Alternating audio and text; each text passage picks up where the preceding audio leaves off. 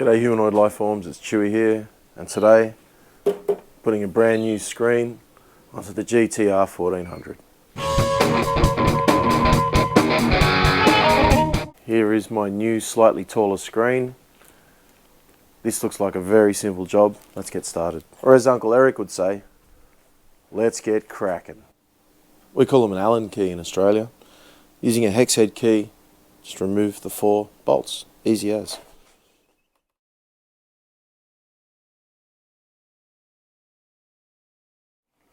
This isn't the first time I've taken this screen off, it's the second time. I took it off just a little while ago just to see that I could do this job easy enough.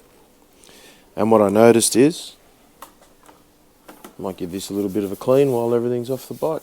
So just using a damp microfiber cloth, just give it a bit of a clean. I've just noticed that there's a missing, what do you call those little pop rivet things. So there's something else I need to fix.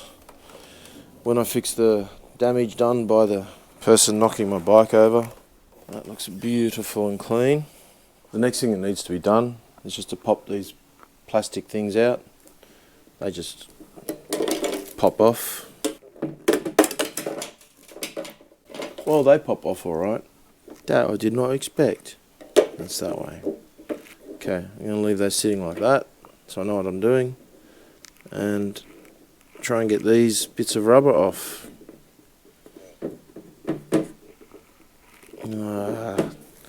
Always got to be a problem, hasn't there? Nothing can be straightforward and easy. As we all know in the world of fixing things, nothing's ever as easy as it seems. So these rubber things are attached via some sort of glue. I tried peeling it back, but I started taking some of the rubber off. So what I've done is gotten the hairdryer and a razor blade, and I'm going to see what I can do.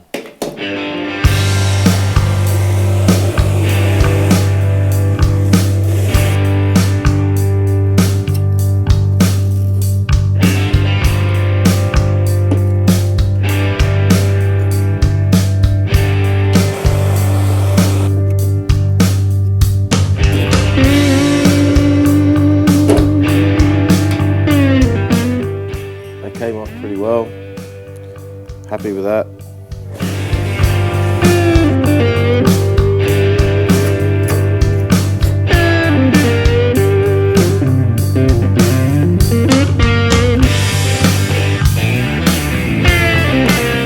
And just like that, we've got it off.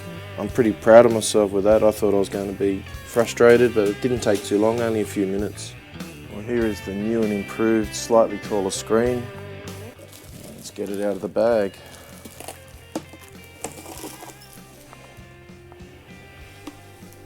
The moment of truth. Do the holes line up? No, they don't. Alright. I'm going to have to somehow make one of these holes slightly closer. Alright. Problem number 2 to overcome, which was meant to be a 1 mullet job. It's now become a 3 mullet job. If you watch Eric, you know what I'm talking about.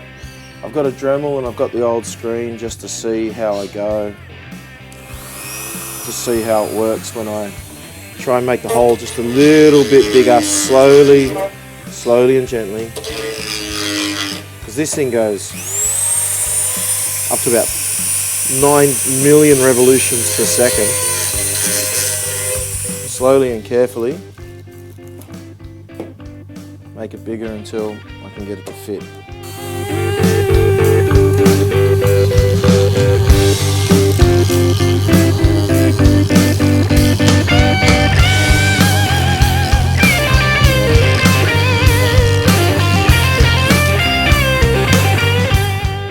Slowly, little bit at a time.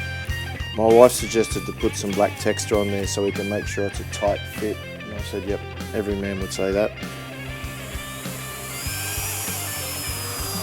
So I didn't use any texture.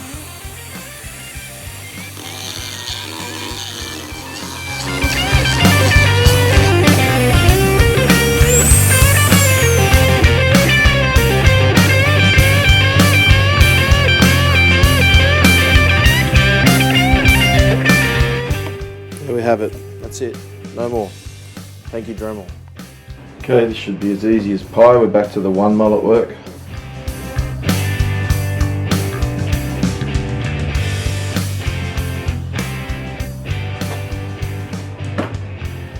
Tiny little bit of convincing.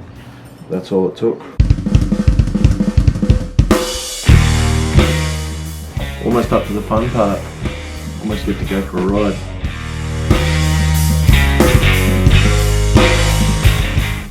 And we have a new, taller screen.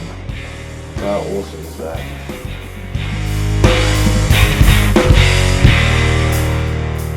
This is going to be awesome.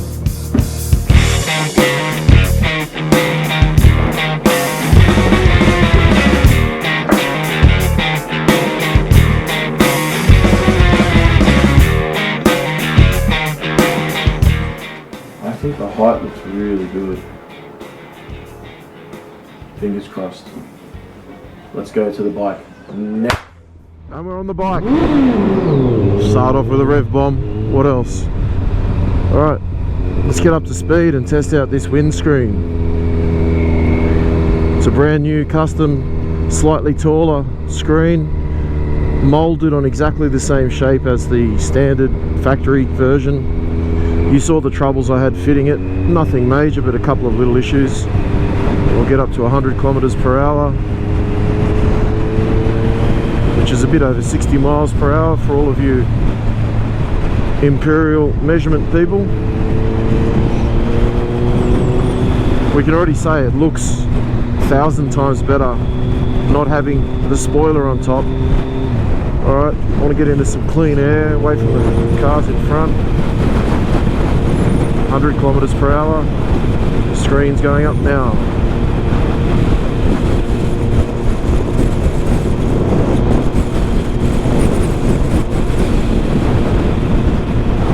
Clean air, different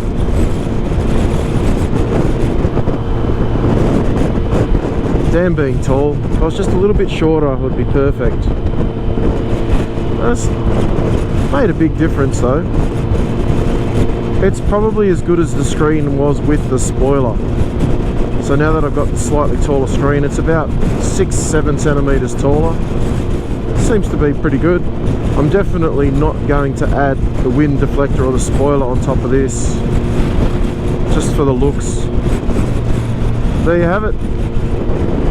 I call that a success, even if it's only an aesthetic change. It's definitely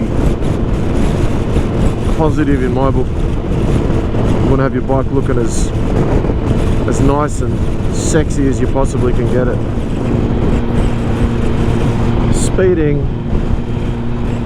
Thank you very much to Handcraft Fiberglass at Seven Hills for making a really good product at a cheaper price than you can import one from overseas, which would take approximately 6 months at the moment. I'm pretty happy with the final result. I'm not convinced yet. There still seems to be a little bit of buffeting and wind noise that's unnecessary. It's what you get when you're nearly 6'4" tall. Sometimes I wish I wasn't so tall. Anyway, I think it looks fantastic. I'm pretty happy with the finish and fit. The only issue I had was that hole was about, I don't know, 1.5 millimeters away from where it should have been. So I had to use the Dremel to make that hole just slightly larger. Apart from that, we overcame the issues. We got it on the bike and I can't wait to go riding.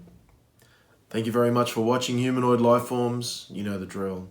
Until next time, be good to each other. Chewy out. Peace.